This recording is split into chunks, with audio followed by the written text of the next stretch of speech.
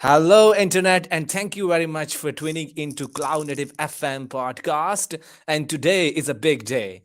Today, I am joined by Chris, who is a VP of Engineering at Linux Foundation, and we will be talking about KubeCon, CloudNativeCon, EU, and NA 2022, and discuss all the vendor announcement from the past couple of weeks. KubeCon had close to 17,000 join virtually from all across the world. Of that number, close to 7,500 joined in person, and that doesn't include Phippy and friends and family who made an appearance too.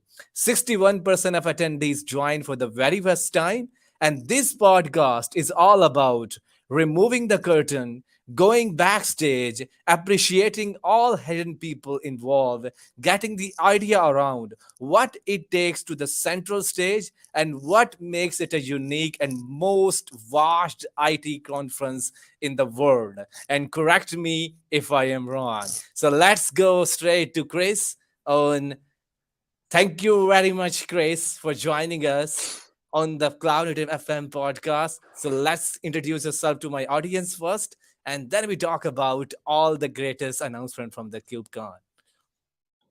Awesome. Pleasure to be here. Chris Aniszczyk, serve as VP at the Linux Foundation and also serve as kind of co-founder and CTO of the Cloud Native Computing Foundation. Super excited to be here, talk a little bit about KubeCon, just what happened. I just actually got back from Tokyo last week where we hosted the first Cube Days out there, which was very exciting. And then I'm happy to talk a little bit about next year of kind of what we're going to do with KubeCon. We have some changes that we're actually going to announce today to the conference, so it seems like a perfect time to chat about them with you and your audience. Yes, absolutely. So let's talk about first the KubeCon transparency report because it's reflect a number for idea. So tell us what is most excited about in this report. Yeah, so we put together these transparency reports every year. Actually, not every year. So it's like after usually a month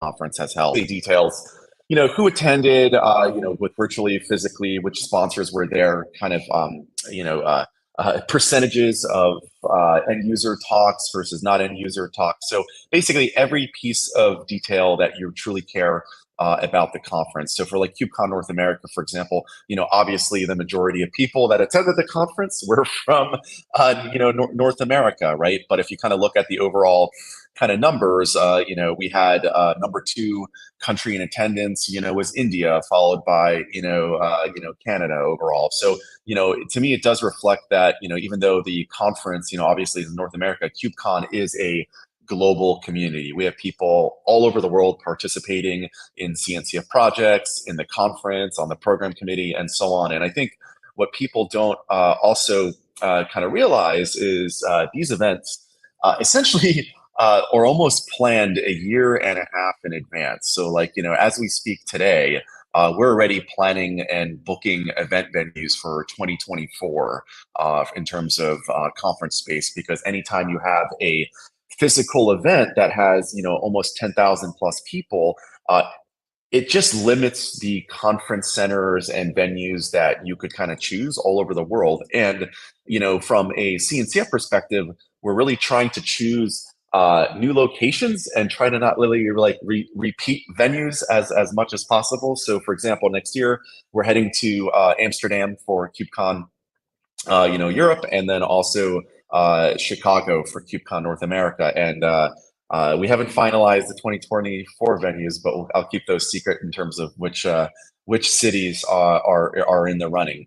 But in terms of the report, if I was going to give you a few takeaways, is one, the conference obviously is still growing and is probably one of the largest open source conferences in the world, if not the largest. That's awesome.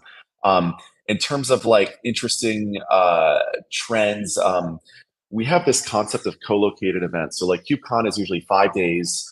We do 3 days of KubeCon CloudNativeCon, and then 2 days of what we call co-located events. And so these are generally smaller conferences within a conference. So things like Cloud Native Security Con, GitOps Con, Backstage Con, Cloud Native eBPF Day, and so on. And so if you kind of look at the numbers, is people still are very excited about Kubernetes, no joke, but there's a lot of interest in what you almost want to think about like day two things, right? So Cloud Native Security Con/Day is our most popular colo, followed by, I believe, Argo Con and Backstage Con, and Service Mesh Con. So you kind of see these topics like, Argo, GitOps, related things, Backstage, obviously developer portal, Service Mesh Con, Cloud Native Security Day. They're all kind of like security day two things. And so I think what we have is, even though 60% of the people, whatever, attending KubeCon are brand new to KubeCon,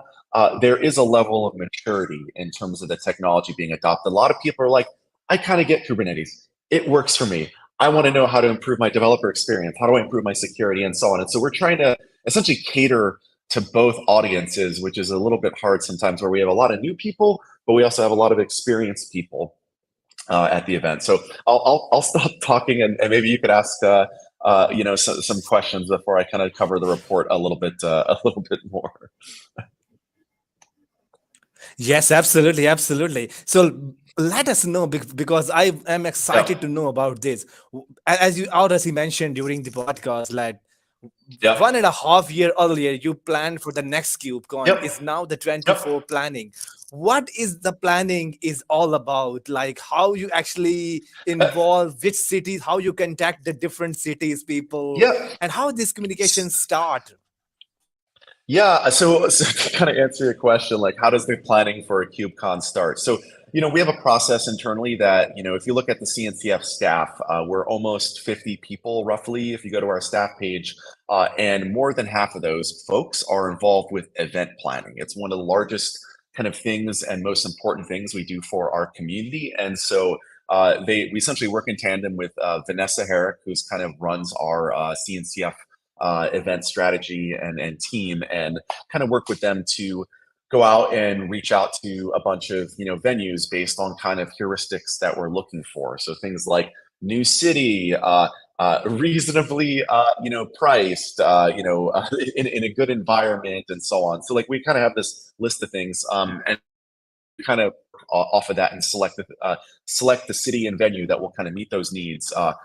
Be able to fit. We almost had 250 or so sponsors at KubeCon North America, which is funny because that's actually a lot of sponsor halls. And what you could actually, when you look at venues, sometimes you could find a venue that could fit more than 10,000 people in the same place, but they can't fit 250 sponsors. So it just it's a really tough game. It's a lot harder than people think it is. So those are kind of the boring logistic things, and we have to kind of sign these contracts way in advance. It's also what's also happened, by the way, is during COVID, obviously all the kind of physical events went away, right? But what didn't go away is companies still love to host events. They just push them out. So event venues are like overbooked too. So it makes it just a very interesting challenge of sometimes making this all work and kind of juggling things.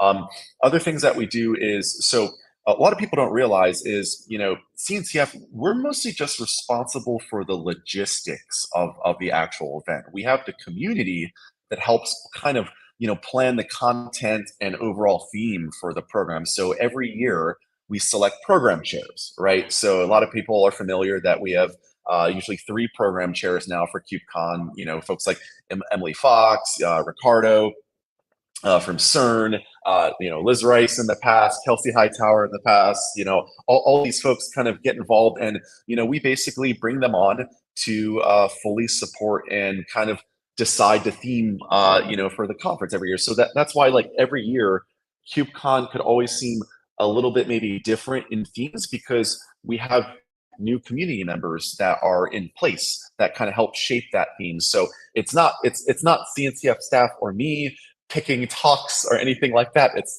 the program chairs that work with them, and we pay them a little bit of a stipend with the actual planning, because it is a lot of work. If you've never been a program chair for a large conference, it's a ton of work, because a lot of people complain, they want changes, they want this thing, so it's a very tough job. And that's usually paired with the program chairs help staff up.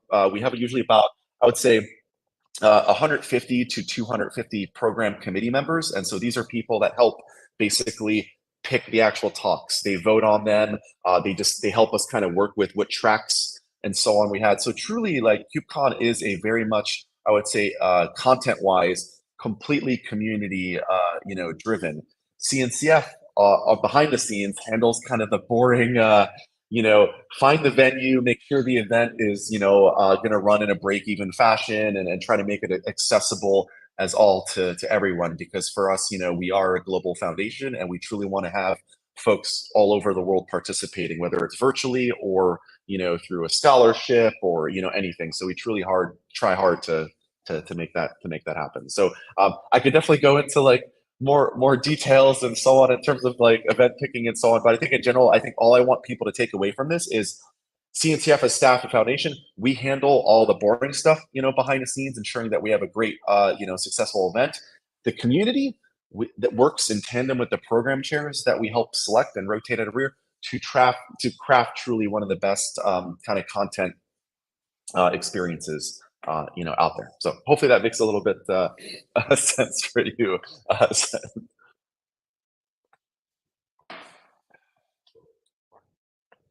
So Yes, happy absolutely, absolutely. And I think like I yeah. see the KubeCon as a I can yes, I can see the KubeCon as a IT Olympics of IT, or something like a football World Cup. Like everybody's Yeah. taking an eyes out, and where is the next location who hosted the KubeCon? So it's a lot of excitement throughout the community. And also, I think during before the KubeCon, there is always a ladder how you join the CNCF.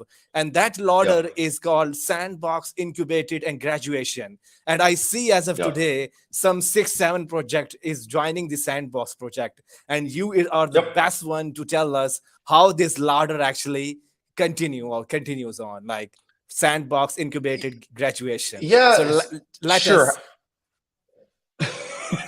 No problem. I'll talk a little bit about the projects and kind of contributing in general, because I think it's important to know for folks, like, there's multiple ways to contribute to CNCF. It's not just projects and code. You could host events and so on. So there's a lot of different things. So in terms of new sandbox, projects and process. So yeah, CNCF, we have three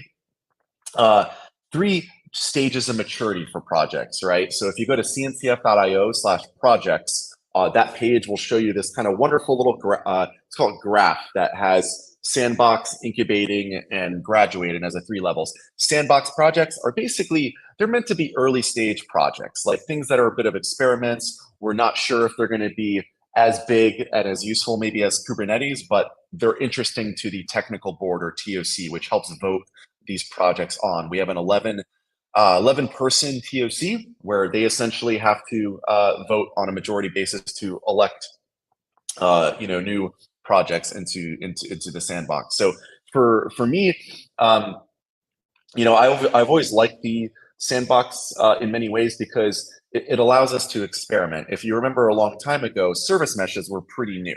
Like, I think Linkerd arguably could be one of the first early service meshes, out there in terms of, modern, what we consider modern service mesh.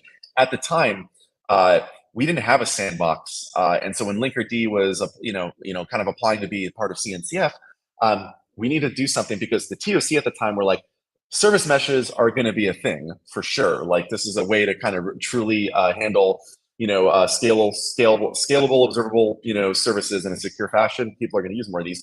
We should find a way to cultivate the growth of these in ecosystems. So hence the sandbox was created, I think like in 2017, or I think around 2017, where we, added Linkerd, I think, as the first sandbox, projects. And ever throughout that point, like, the majority of our projects have been starting in the sandbox. And we actually have a cool, I wish I could show you on my screen, but maybe you could link cncf.io/projects. There's a fun graph on the cncf.io/projects page, if you scroll down, that says projects accepted over time.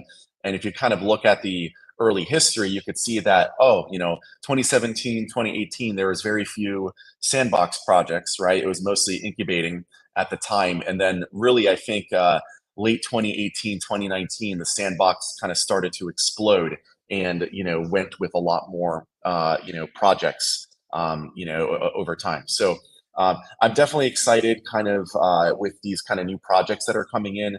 They tend to reflect a little bit more of what I've talked to you about, kind of like day two related things. So whether it's improving developer experience, you have things like dev space that, just like basically just makes it easier for people to develop and work with Kubernetes. I think people have less questions that like, hey, is Kubernetes actually useful or helpful for me? It's more of like, how can I make my usage more effective? How can I make my developers more efficient? How can I make my architecture and deployment more secure? How can I improve observability? So that's a lot of the kind of projects that you're seeing enter, the sandbox. The other final point that I kind of wanted to make is we love new projects. They're always great, but there's so many different ways to contribute to CNCF.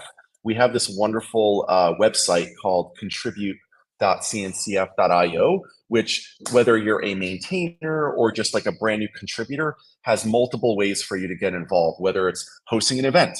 You could host your own Kubernetes community. I know there's KCD Pakistan is coming up. We had, I know people are doing a KCD in Australia. There's a KCD in Amsterdam that I was just invited to speak to. So to me, like, don't feel that you only have to, contribute code. Like, bringing people together is just as valuable as contributing code. So feel free to take a look at all the resources at contribute.cncf.io. There's information on how to host KCDs, how to contribute code, how to perform and help out with mentorships. We have a glossary.cncf.io. If you like words and making it easier for people, you can contribute translations there. So there's just many, many ways to contribute outside of just code and projects. And that's something that I'm really proud about this community, is that we truly try to make things very welcome and helpful, for folks that are especially new to this. Because look, we have over 150 projects now. And sometimes I get a little bit confused of like what everything does and the terminology. So sometimes I could relate being new and be like, oh my gosh, like pod, service mesh, gateway, ingress, like egress, like it could be complicated sometimes for folks, for sure. Yes, absolutely, absolutely. And one more program I want to have, I want you to know people about. That's called the CNCF Ambassador Program. So there are people in the community whose job is to educate people around cloud native technologies, and they are doing the wonderful work for a very long time. So now it's time to appreciate their work. And now you tell us about more, because there is new updates coming up into this program, the CNCF Ambassador. Yep. Good timing again. We're about to launch it, tomorrow. Basically, we're calling it Ambassadors 2.0. So we're basically rebooting and kind of restarting the program, because over COVID times, it was a little bit interesting where a lot of CNCF ambassadors, used to host events, meetups, and all these things. And obviously that kind of, shrunk down during COVID. And so as part of these lessons learned, we're taking the ambassador program and kind of rebooting it and making it larger than before. So if you contribute to a CNCF project in some way, if you hosted a meetup or something, we encourage you to apply. Information about how to apply will be there December 15th, which is tomorrow, my time. So look for that. Basically, we support ambassadors via a variety of ways. Like, we give them cloud credits to like do demos. We help them with travel. We help them with quote unquote like pizza and beer and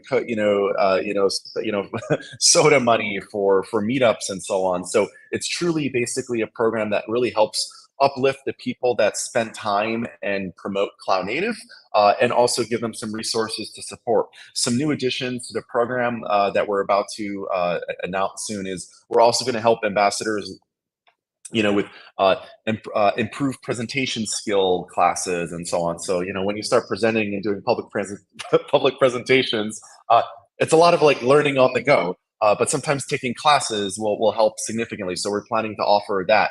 We're also planning to offer language, classes. So if people, for example, want to learn English a little bit better, we'll have some resources for there, or Chinese and so on. So we're trying to basically whatever we could do to make the lives of our ambassadors, better, so they could reach more people and also reflect that CNCF is a global community.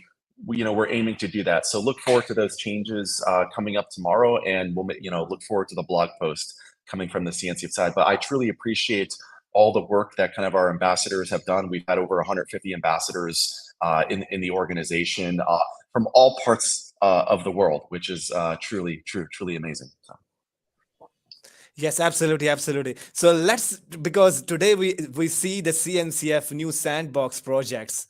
So I think it's a great time to appreciate all those projects who become a part of CNCF as of today. They announce some projects in the list, and the list is actually wonderful. We have Marbridge, DevSpace, Capsule, Zot, and wonderful and good news is that the project I am working on is also a part of the CNCF sandbox. The Parallels, we will love to see community get involved into the Parallels project as well. And Chris, you tell us, because we have actually 5 months of open source and we are now a CNCF sandbox project. So any fastest ladder climbing in the past you have seen in the 5 months to become a CNCF, or it's probably, or is it the fastest? It's probably one of the faster. It's probably one of the faster ones for sure that has been accepted to the sandbox. But I will say, like, sandbox is for sure a milestone. But I always say incubation, much harder milestone, and I encourage you to aim for incubation about a year from now. So and then eventually graduation, which obviously is a lot of work. But kudos on getting into the sandbox. And as I mentioned before, things like Parallels, like basically I consider these almost like day 2 tools for the Kubernetes ecosystem, things that improve security, developer experience, and it's just good to see a lot of options out there for our end users. So the more things that we could offer that makes it easier to do, identity management, auditing, and all that stuff. Goodness for me. So welcome to the sandbox, and good luck. I also encourage you to do mentorship. So if you go to github.com/cncf/mentoring, we're about to announce our next semester of LFX mentorships, which I highly encourage you to get involved in, because part of the challenge of being in the CNCF projects is attracting more contributors and maintainers. So if you offer mentorships, which we pay for from a CNCF perspective, we pay a stipend to get more people to contribute, there'll be more maintainers, which I think is always the challenge when you have a project that comes maybe from like one vendor or one person. Trying to get multiple folks involved is always one of the hardest parts of growing an open source project.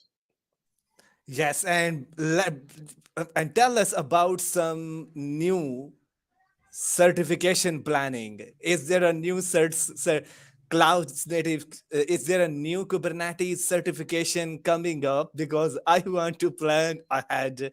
Or do you think, where is actually the certification exam coming up, on which domain? We have so many domains. Supply chain security is hottest, and I think it explodes.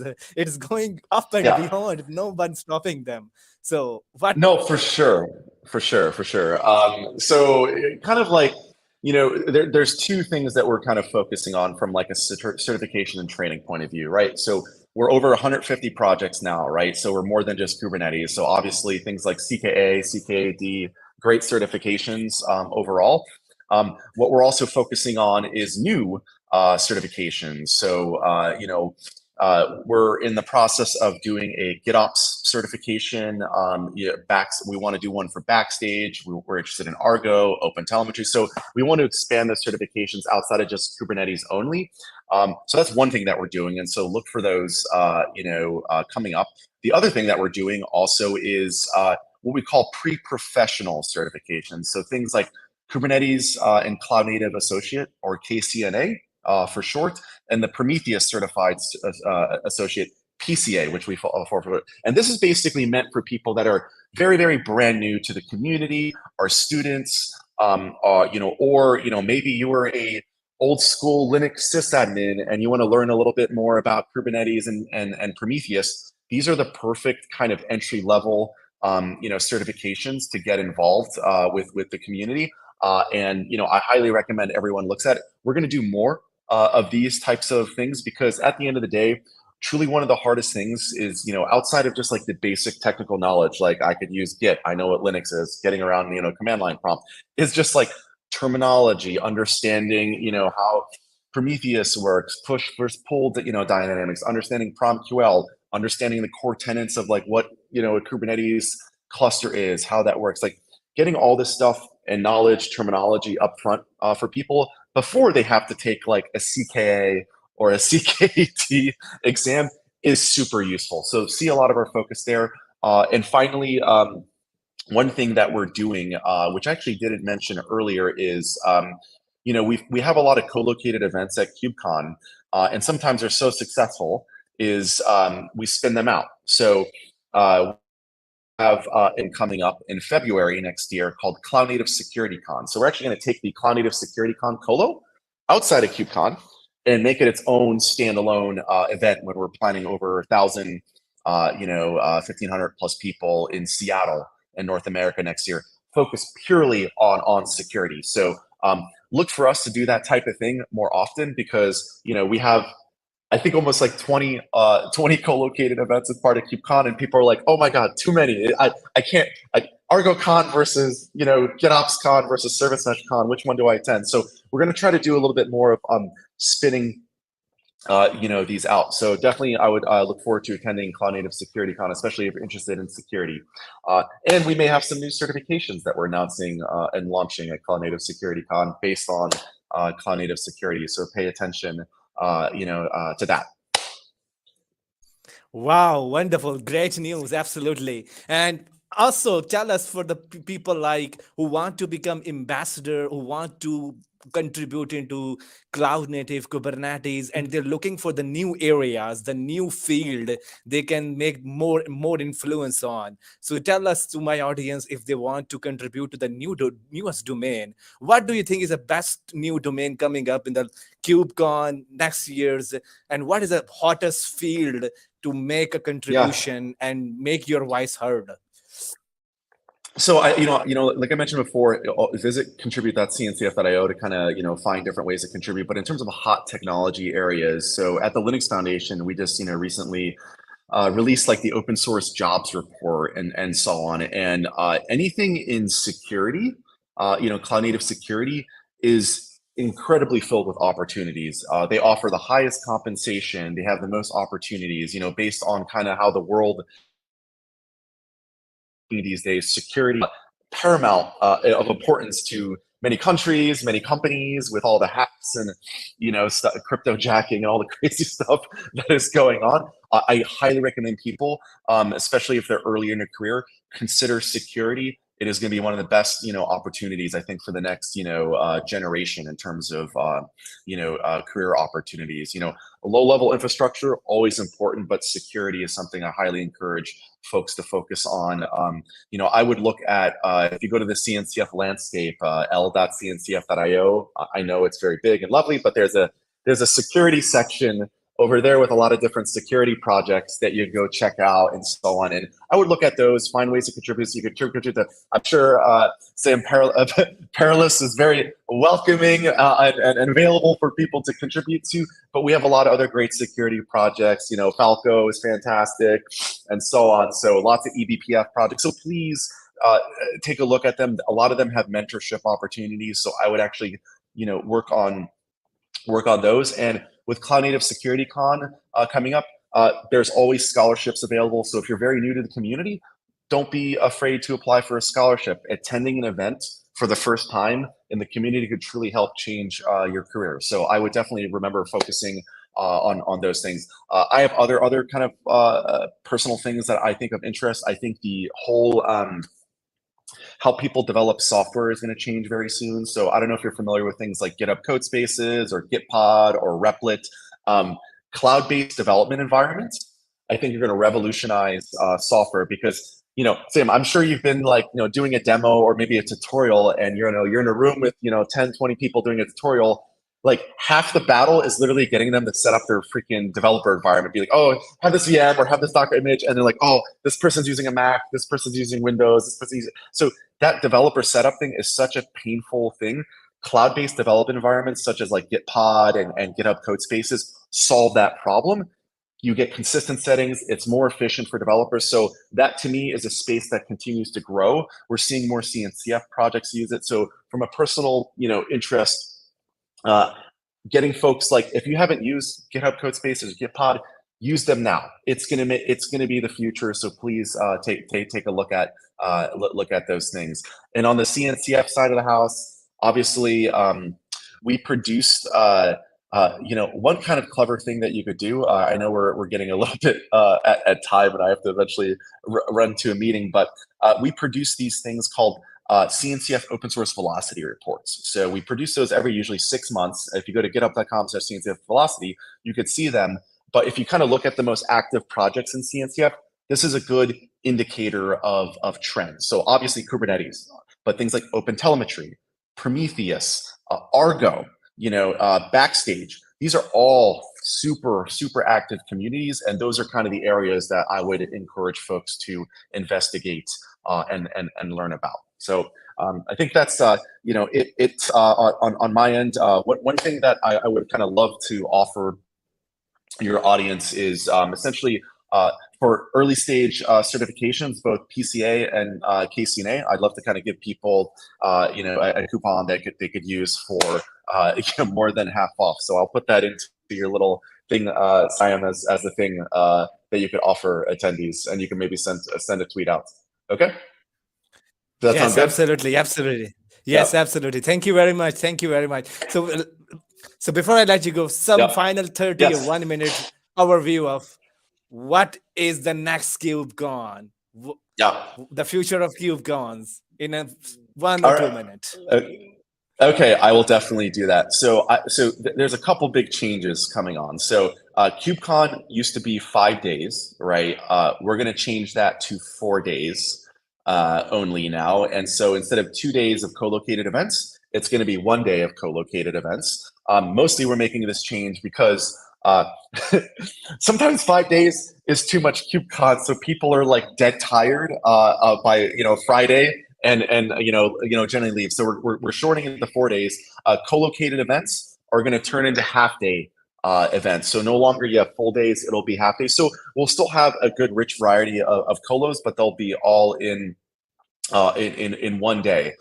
So that's going to be super interesting. We're also simplifying basically travel. So like the idea is Tuesday to Friday for the whole conference. So you could kind of fly on Monday and be okay. So you don't have to fly on the weekend. We're also simplifying the tickets. I know a lot of people got confused of like, all right, I signed up for KubeCon and then I have to go like pay for all these like different colos, which I'm interested. We're just having 2 simple passes now. It's going to be like all access pass gets you access to all colos, and then KubeCon only pass. So that's another change that is coming along to simplify things. And the other kind of interesting thing that we're also doing is those are like KubeCon specific changes. We're also going to be investing heavily in Cube Days, which is kind of our mini KubeCon that we're bringing all over the world. So we're planning to do 3 of them next year, and they're going to be one of them I will guarantee will be in Bengaluru in India.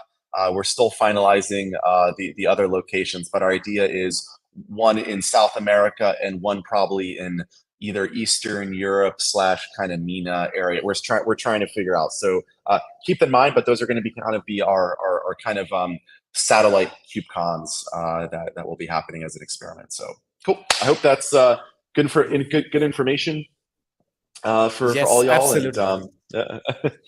Yes, absolutely. So before I let you go, let my audience know when we see again Chris on my YouTube channel again.